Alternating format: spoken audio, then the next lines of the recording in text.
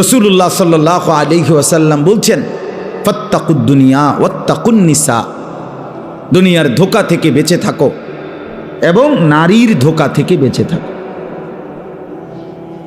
নারীর ধোঁকা থেকে বেঁচে থাকো। বেপর্দা নারীর হাসি হাসি না, সেটা আগুন।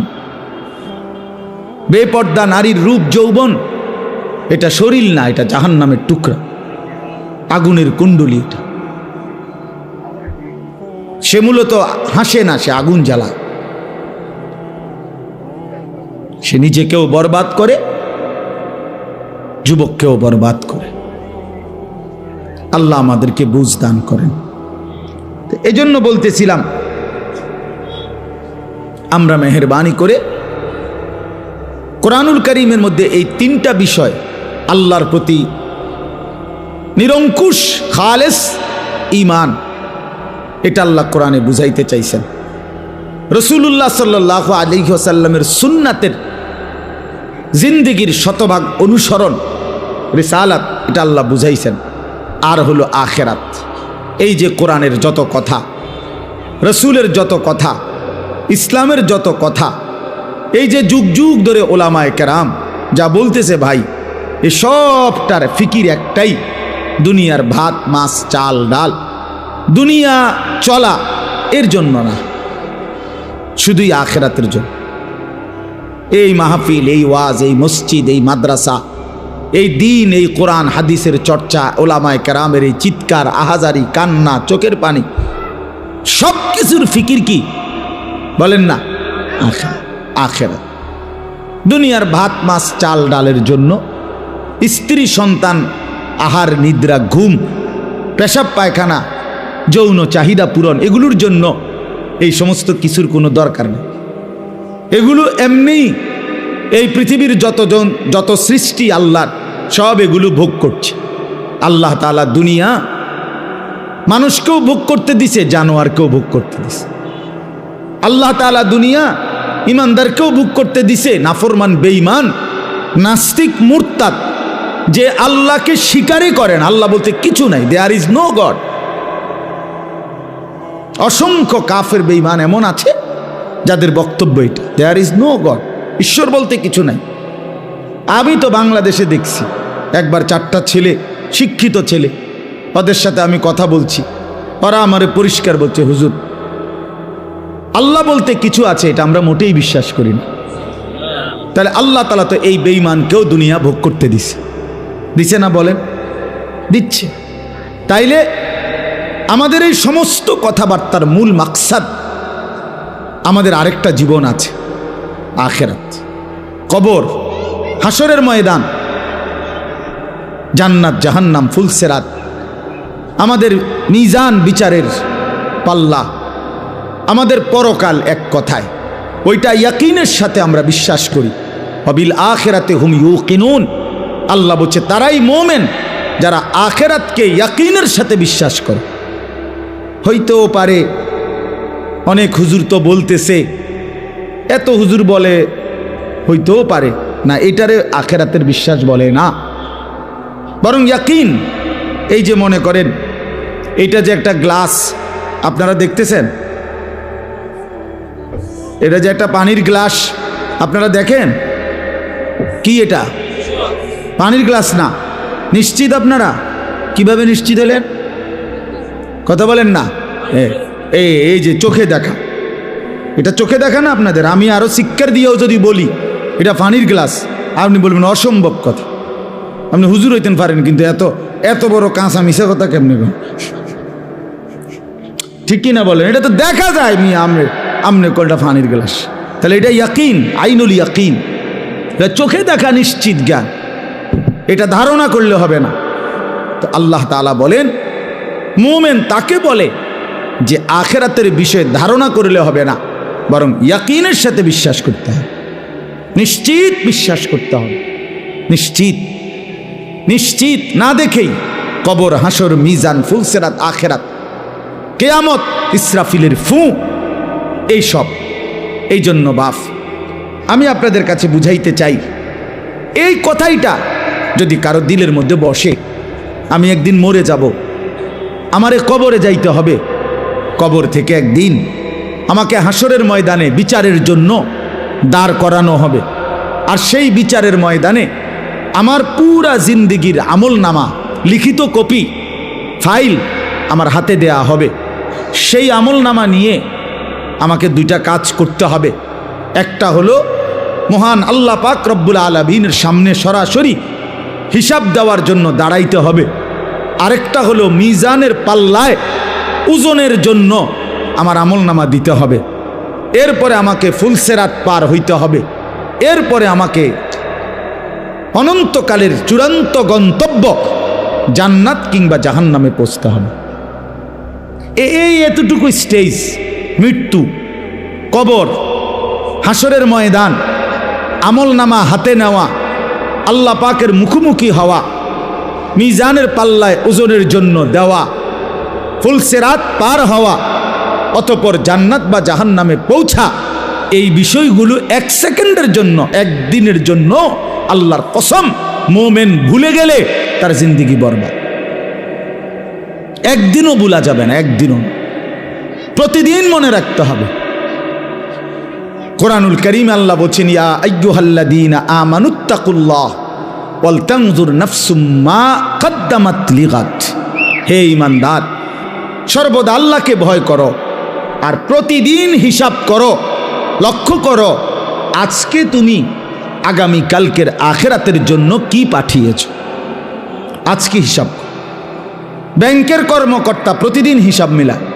4টা বাজে যদিও ব্যাংকে গ্রাহকের সাথে লেনদেন বন্ধ হয়ে যায়, কিন্তু ব্যাংক কর্মকর্তা, ব্যাংকে যারা চাকরি করে তারা কিন্তু কারেক্ট 4টায় বাইর হয়ে না। তারা এরপরে 1 ঘন্টা, 2 ঘন্টা, 3 ঘন্টা যার যেটুকু লাগে সে ক্রেডিট ডেবিট মিলাইয়া, মানে আয় ব্যয় মিলাইয়া এরপরে বাইর হইতে হয়। এটাই নিয়ম। আজকের হিসাব মিলাই দিয়ে যাইতে হবে তাকে। তো আল্লাহ তাআলা বলে, বান্দা আজকের হিসাব মিলাও, আজকের হিসাব মিলাও, আগামীকাল নাও মিলতে পারে। ওমা তাদরি নাফসুম মাজা তাকসিবু গাদান। কেউ জানে না সে আগামীর মুহূর্তে কি করবে। আল্লাহ বলেন কেউ জানে না। অতএব আজ মিলাও, আগামীকাল কিয়ামতের জন্য আজ তুমি কি পাঠিয়েছ। ছেলেরা তোমরাও বুঝতে শেখো, নিজেরে ছোট মনে করো না। 16 বছরের একটা বাচ্চা ছেলে, তুমি ছোট না ভাইয়া। 14 বছর ছোট না, 18 বছর ছোট না, তুমি পূর্ণ যুবক। যেদিন থেকে যার গোসল ফরজ হয়, বীর্যপাত হয়, সেদিন থেকেই সে যুবক। সেদিন থেকে প্রতি সেকেন্ড হিসাব, সেদিন থেকে সেকেন্ড হিসাব, প্রতি বিন্দু হিসাব, প্রতি নিঃশ্বাসের হিসাব দিতে হবে। অতএব খামখেয়ালি করে মনে করুন আমি এখনো বাচ্চা মানুষ, আমি তো এখনো চাকরি করি না, আমি তো এখনো বিয়েই করি নাই, আমি তো এখনো একেবারেই অল্প বয়সী। না ভাইয়া, তুমি পূর্ণ বয়সী, তুমি পূর্ণ বয়সী। অতএব তুমি নষ্ট হইও না। কেউ যদি কারো দিকে নজর নাও রাখে, নিজের ভালো, নিজের কল্যাণ, নিজের দিকে নিজেকেই কমপক্ষে নজর রাখতে হয়। আমার বাবা হয়তো আমার খেয়াল করে নাই, ঠিক আছে, হতেও পারে। কারো বাবাও তো মাদকাসক্ত হইতে পারে, কারো বাবাও তো চরিত্রহীন হইতে পারে, কারো মাও তো অসৎ হইতে পারে। কিন্তু তারপরে কি এই জন্য নিজেকে নষ্ট করে দেওয়া, নিজেকে বরবাদ করে দেওয়া? এই জন্য আমি অনুরোধ করলাম, আমাদের কথা এতটুকুই, প্রত্যেককেই এটা মনে রাখতে হবে। আমরা হাসলেও মরে যাব, কাঁদলেও মরে যাব, আমরা সুখেও মরে যাব, দুঃখেও মরে যাব। রাজপ্রাসাদের ওই অট্টালিকাতে যে থাকে সেও একদিন মরে যাবে, জীর্ণ কুঠিরে যে থাকে সেও একদিন মরে যাবে। অতএব আমাদের যেরকম মৃত্যু হচ্ছে, এই গোটা সৃষ্টি জগতের একদিন মৃত্যু হবে। এটাকেই বলা হয় কিয়ামত। আর এই কিয়ামতের একাধিক নাম আছে কোরআনে। এর মধ্যে একটা নাম হলো আল কারিয়া। এই যে সূরার মধ্যে আল কারিয়াতু মাল কারিয়া, আল্লাহ তাআলা বলেন আল কারিয়া একটি প্রচণ্ড ধ্বনি, প্রচণ্ড করাঘাত, প্রচণ্ড একটি বিকট আওয়াজ, বিকট একটা শব্দ। এইটাকে আল্লাহ তাআলা বলছেন মাল কারিয়া। সেই বিকট শব্দটা কি? ওমা আদরাকা মাল কারিয়া। নবী আপনি জানেন সেই বিকট শব্দটা কি, কেমন হবে? অর্থাৎ এই বিকট শব্দ বলতে আল্লাহ তাআলা কিয়ামতকে বুঝাইছেন। ইসরাফিলের ফু দিলে জমিনের মধ্যে যেটা শুরু হবে। রাস্তায় চলার পথে কত গাড়িয়ে যায়, ট্রাকের চাক্কা যখন ব্রাস্ট হয় তখন কিন্তু বিকট শব্দ হয়। সবাই বোঝে ট্রাকের চাক্কা ব্রাস্ট হইলে আলাদা বোঝা যায় যে কিসের চাক্কা ব্রাস্ট হয়েছে, ট্রাকের চাই, এটার আওয়াজটা একটু কি বেশি আওয়াজ, বেশি আওয়াজ। এই জন্য আল্লাহ তাআলা বলেন, বন্ধু আপনি জানেন সেই বিকট শব্দটা কি? সেটাই কিয়ামত, সেটাই ইসরাফিলের ফু। একদিন ইসরাফিল ফু দিবে আর গোটা পৃথিবীর মধ্যে ভূমিকম্প শুরু হবে, আর গোটা সৃষ্টি জগৎ একসাথে ভাঙতে শুরু করবে। ভাইবা দেখেন, এক মুহূর্তে ভেবে দেখেন, এই প্যান্ডেলের সবগুলো লাইট ভাঙতেছে, খুঁটিগুলো ঠাস ঠাস করে পড়ে যাচ্ছে, স্টেজটা ভাঙ্গা পড়ে গেছে, প্যান্ডেলের কাপড়গুলো তছনছ করে ছিঁড়ে গেছে, তখন কি পরিমাণ একটা ভয়ানক পরিস্থিতি হবে এটা একটু ভাবেন। আর এবার ভাবেন, সাত আসমান চুরচুর করে ভেঙে যাচ্ছে, কোটি কোটি কোটি কোটি তারকারাজি খসে খসে পড়ছে, সাগর নদীর পানিগুলো টকবগে উথরাইতেছে, পাহাড়গুলো তুলার মতো উঠতেছে, মাটিগুলো রেজা রেজা পাউডার পাউডার হয়ে গেছে, গোটা কায়নাত ভাঙচুর চলছে। কি হবে তখন? ইযাস সামাউন ফাতারাত ওয়া ইদাল কাওয়াকিবুন তাসারাত ওয়া ইদাল বিহারু ফুজ্জিরাত ইযাস সামাউন শাক্কাত ওয়া আযিনাত লিরাব্বিহা ওয়া হুক্কাত ইযাশ শামসু কুব্বিরাত ওয়া ইদাল কাওয়াকিবুন তাসারাত। এভাবে বারবার আল্লাহ বলছে, বান্দা গোটা জমিন ভেঙে যাবে, আসমান ভেঙে যাবে, পাহাড় উড়ে যাবে, পানি উড়ে যাবে, গোটা সৃষ্টি তছনছ হয়ে যাবে। কি হবে তখন? ইয়াউমা ইয়াকুনুন নাসু কাল ফারাশিল মাবসুস।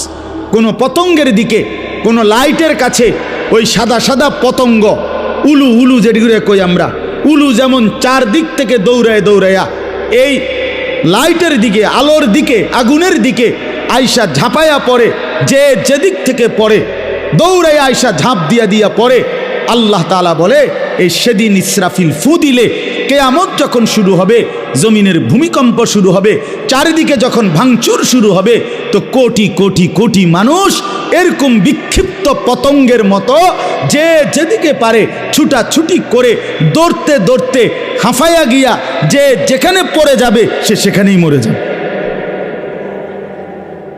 ওয়াতাকুনুল জিবালু কালইহনিল মানফুশ। সবগুলো পাহাড়, উঁচু জায়গা ধুলিত ধুনিত তুলা তুলা ধুনাইলে, অর্থাৎ লেফ তোষক বানাইবার আগে তুলারে যেরকম মেশিন দিয়া বা লাঠি দিয়া বাইরে ধুনায়, এগুলারে এইভাবে ধুনিত তুলা যখন উঠতে থাকে, পাহাড়গুলো এভাবে উঠতে থাকবে। আল্লাহ বলেন, এরই মাঝে সব শেষ হয়ে যাবে, ইসরাফিলের ফু শেষ হবে, দ্বিতীয়বার আবার ফু দিবে, হাসরের ময়দান কায়েম হবে। ফাআম্মা মান সাকুলাত মাওয়াজিনুহু। আর সেই হাসরের ময়দানে মিজানের পাল্লায় আমল নামা রাখলে যার নেকি ভারী হবে, গুনাহ হালকা হবে, ফাহুয়া ফি আইশাতির রাদিয়া। সে সন্তুষ্টিময় জীবন জান্নাতেই বসবাস করবে। ওয়া আম্মা মান খাফফাত মাওয়াজিনুহু। আর মিজানের পাল্লায় যার আমল নামার নেকি হালকা হবে, গুনাহ ভারী হবে, ফা উম্মুহু হাওয়িয়া ওয়া মা আদরাকা মা হিয়া নারুন হামিয়া। আল্লাহ তাআলা বলেন, তার ঠিকানা হবে নিকৃষ্ট জাহান্নাম, হাভিয়া নামক জাহান্নাম, যেই জাহান্নামে প্রজ্বলিত ধাউ ধাউ করে আগুন জ্বলবে। নবীজি বলছেন, তোমাদের দুনিয়ার আগুনের চাইতে 70 গুণ বেশি তীব্র গরম জাহান্নামের আগুন। সেই আগুনেই তাকে ফেলে দেওয়া হবে, সেই আগুনেই সে জ্বলে ভস্য ছাই হয়ে যাবে। বন্ধু আমার, বাপ আমার, চলেন জিন্দিগি আখেরাতের ফিকির করি। যুবক, আবারও বলি, নামাজ পড়ো, আখলাক ভালো রাখো, চরিত্রহীন হইও না, লম্পট হইও না, নারীর ফান্দে পইরো না, মোবাইলের আসক্ত হইও না। বাবাদেরকে বলি, সুদের লেনদেন, ঘুষের লেনদেন, হারামের লেনদেন ছাড়েন, চা দোকানের আড্ডা ছাড়েন, বিড়ি সিগারেটের বদভ্যাস ছাড়েন, গুনার রাস্তা ছেড়ে দিয়ে শেষ হায়াত আল্লাহর জিকির, কোরআনের তেলাওয়াত, নামাজ রোজা বন্দিগির মধ্যে কাটান। দিনকে ভালোবাসেন, মসজিদকে ভালোবাসেন, মাদ্রাসাকে ভালোবাসেন, কোরআনকে ভালোবাসেন, তালেবে এলেম ওলামায়ে কেরামের সাথেই আজীবন সম্পর্ক রাখেন। আল্লাহ আপনাদেরকে তৌফিক দেন, কবুল করেন, আমিন। জিন্দিগি কতটা দ্রুত চলে যায়।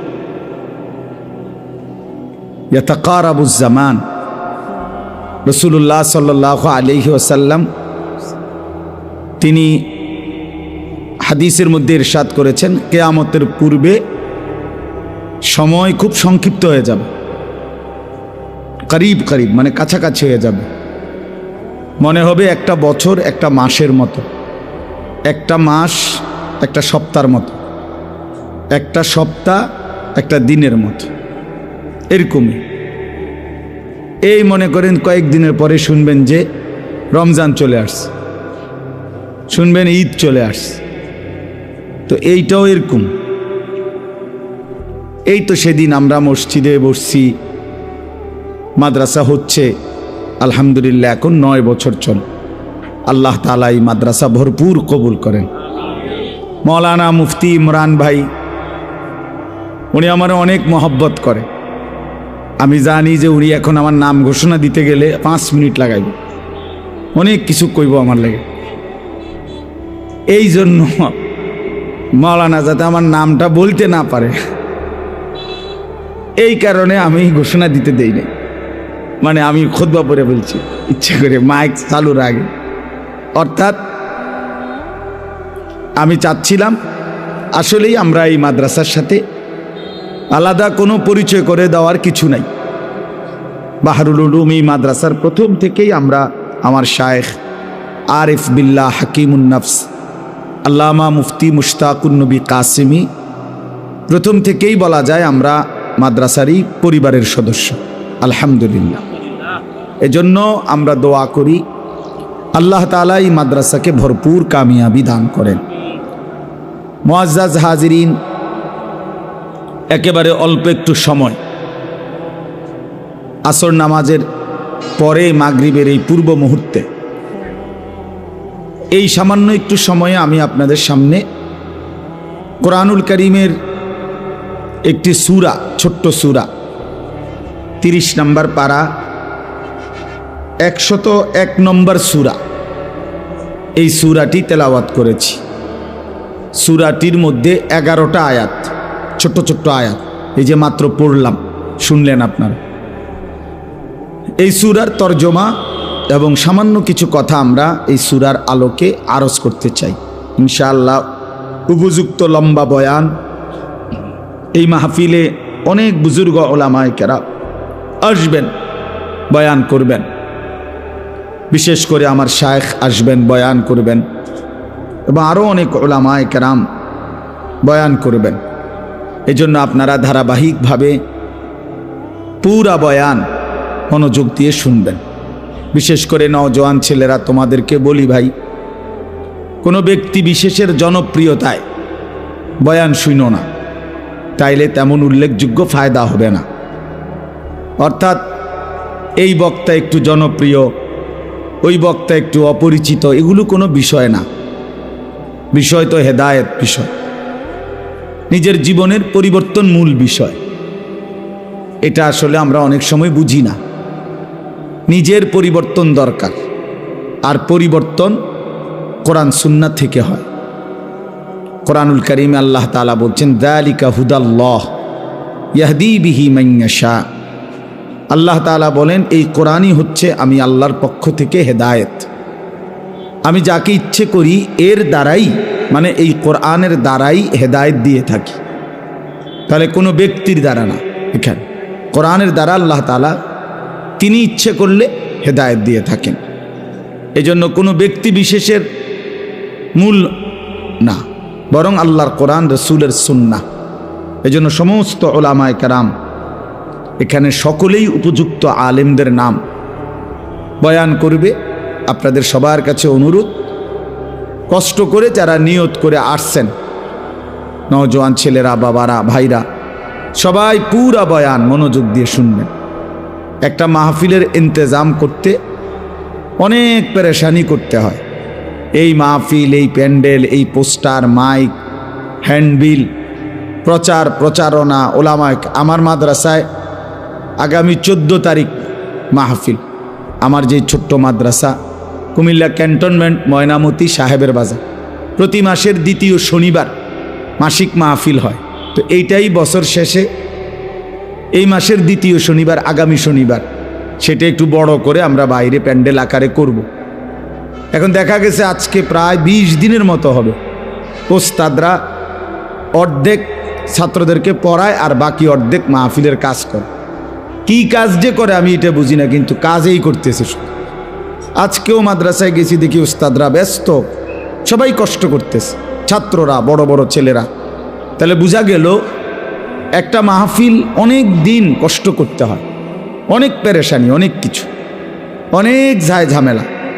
এই সব কিছু কষ্ট করে ইন্তেজামের মাকসাদ আল্লাহর বান্দাদা কিছু কথা শোনা, জীবনের জন্য কিছু সবক খোরাক নেওয়া, নিজের আখেরাত, নিজের ভালো, নিজের কল্যাণ, মানুষের কল্যাণ, এটা কামনা করে। তো সেটা যদি শুধু কেবল মাহফিলের দিন কয়টা বুট, বাদাম, চটপটি, হ্যাঁ, এই সমস্ত সামান্য ফুটকা, বেলুন, এই ফালতু কাজের মধ্যে এত কষ্টের আয়োজন যদি শেষ হয়ে যায়, তার চাইতে বড় আফসুস, দুর্ভাগ্য আর কিছুই হইতে পারে না। ইদানিং কালে এটা খুব বেশি ভাই, আমার খুব আফসুস মনে হয়। যাহা 2 লাখ 5 লাখ টাকার মাহফিল, কিন্তু কিছু বুট বাদামওয়ালা শেষ করে দেয়, কিছু চটপুটিওয়ালা শেষ করে দেয়। ওরা এই পরিমাণ দোকানপাট বসে, এই পরিমাণ ওরা মুসলমানের বাচ্চাদেরকে আটকায় রাখে, ব্যস্ত রাখে। বাচ্চাগুলো আল্লাহর কোরআন শুনতে পায়, কদ্দুর শোনে, কদ্দুর হাঁটে, কারো একটু সুর ভাল লাগলে দৌড় দিয়ে আসে, কারোর একটু জোরে আওয়াজ শুনছে যে স্লোগান দিছে, হ্যাঁ মনে মনে গরম পরিস্থিতি, তো আবার দৌড়ায় আসে, আবার দৌড় দেওয়া জায়গা। তো এই তামাশা করলে তো আর জিন্দিগি বদলায় না, জীবন পরিবর্তন হয় না। মনোযোগ দিয়ে আল্লাহর কথা শুনতে হয়, লম্বা সময় ধরে শুনতে হয়। এক কথায় দিল নরম হয় না, এক শব্দে বদলায় না, হয়তো শুনতে শুনতে শুনতে শুনতে একদিন আল্লাহ তাআলা জিন্দিগি বদলায় দেয়। এই জন্য আমি অনুরোধ করলাম শুরুতেই আজকের এই সবটা বয়ান আপনারা নিয়ত করেন যে আমি ইনশাআল্লাহ পুরা বয়ান মনোযোগ দিয়ে শুনব। আল্লাহ আমাদেরকে তৌফিক দান করেন। এই সূরাটার মধ্যে মূল বক্তব্য, মূল আলোচ্য বিষয় হচ্ছে কিয়ামত, আখিরাত, হাসরের মাঠ। কোরআনুল কারীমের মধ্যে 3টি আলোচ্য বিষয় মূল পুরা কোরআনে। ইসলামের সমস্ত আলোচনার 3টা মোটা অংশ, একটা হলো তাওহীদ, দ্বিতীয়টা হলো রিসালাত, তৃতীয়টা হলো আখিরাত। তাওহীদ, রিসালাত, আখিরাত।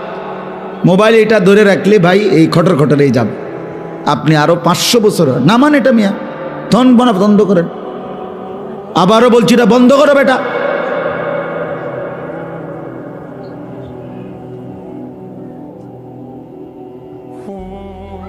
যতক্ষণ মোবাইল হাতে ধরা থাকে অতক্ষণ এই মানুষটার ফিকির এটার ভিতরেই থাকে। এক বিন্দু, একটা শব্দ সে কিছু বোঝে না, একটা লাইন কথা তার নিজের জন্য সে নেয় না। এই অসভ্য মোবাইল তারে এটার মধ্যে বাইধা রাখে। এটা পরীক্ষিত, প্রমাণিত কথা। মানে এটার মধ্যে ঠিকমতো উঠতেছে কিনা, এটার মধ্যে ক্লিয়ার কিনা, এই সারাক্ষণ মানে ইবলিস তারে এইটার মধ্যে নজর করে রাখে। কেন মোবাইলে তো খুব চমৎকার উঠল, আওয়াজও ক্লিয়ার, রেকর্ডও সুন্দর হইল, কিন্তু আমার নিজের জীবনে কি হইল? আমার ঘরের ফার্নিচার তো খুব সুন্দর, কিন্তু আমার ঘরের সন্তানদের কি অবস্থা, আমার বিবির কি হালাত, আমার টাইলস তো খুব উন্নত, টাইলসওয়ালা আছে কই, ওই যে লালমাই স্যানিটারিওয়ালা আছে, আমার বাসার অধিকাংশ মালামাল ওনার দোকান থেকেই নেওয়া।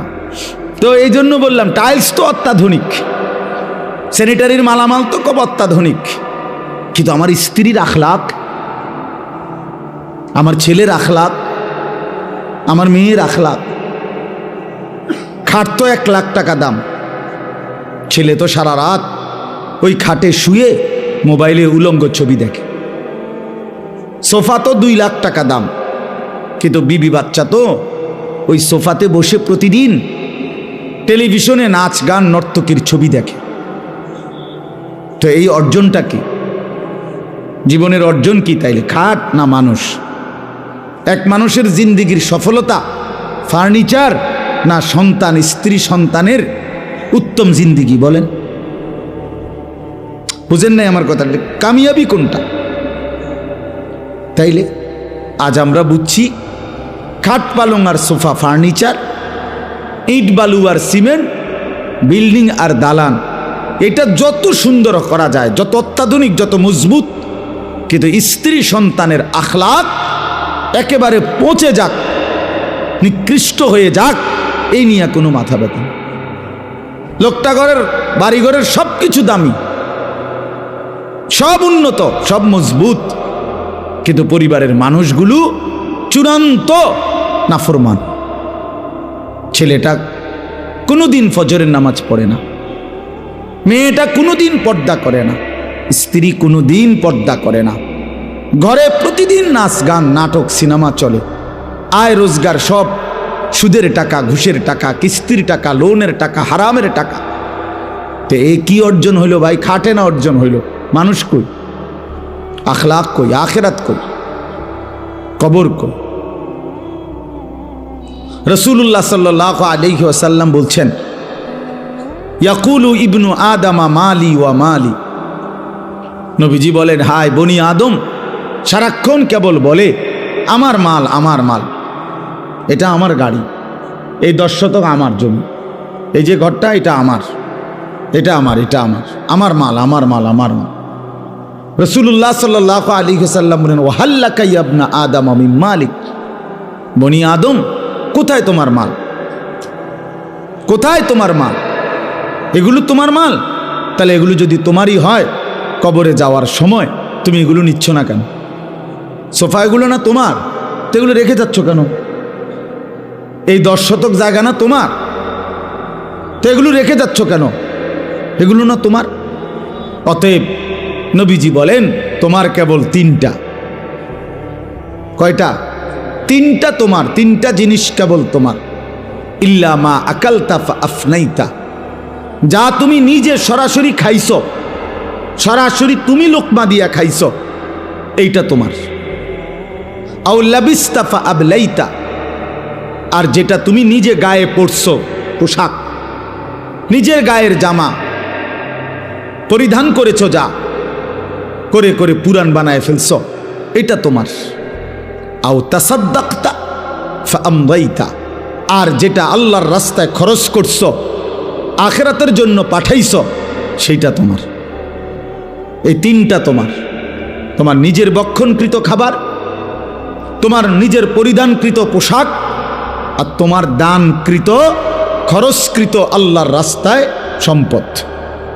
ওমা সিওয়া যালিকা, এই 3টি ব্যতীত বাকি সব ফাজাহিবুন, তোমার থেকে চলে যাবে। ওয়া তারিকুহু লিন্নাস, এবং তুমি নিজেই মানুষের জন্যই রেখে যাবে, রেখে যাবে।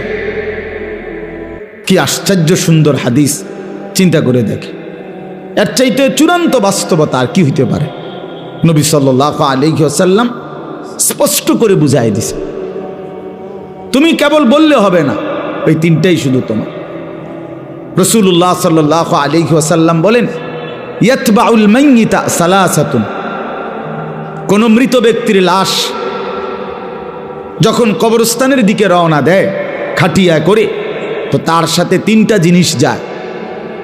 ফায়ারজিউ ইসনান ওয়া ইয়াবকা ওয়াহিদ, 2টা জিনিস ফিরে আসে, একটা জিনিস কেবল থেকে যায়, থেকে যায়।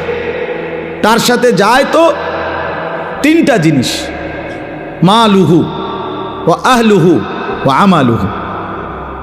তার কিছু মাল, এই যে উপরে লাশের কাপড়টা, খাটিয়াটা, আগরবাতি ইত্যাদি ইত্যাদি ছোটোখাটো জিনিস, এগুলোই সামান্য একটু জিনিস, মাল, অল্প মাল, এইটুকু যায়। আর তার পরিবারের সদস্যগুলো যায়, আর তার আমলটা যায়। ফায়ারজিউ আহলুহু ওয়া মালুহু, অতঃপর তার মাল এবং তার পরিবার এগুলো ফিরে আসে, খাট এবং অন্যান্য জিনিসপত্রগুলো সব ফিরায় নিয়ে আসে, পরিবারের সদস্যরাও ফিরে আসে। ওয়ায়াবকা আমালুহু, শুধু তার আমল এটাই থেকে যায়, তার সেজদাটাও থাইকা যায়, চুরিটাও থাইকা যায়, সুদও থাইকা যায়, নামাজও থাইকা যায়, যেটা করছে এটাই থাইকা যায়, এটাই থেকে যায়।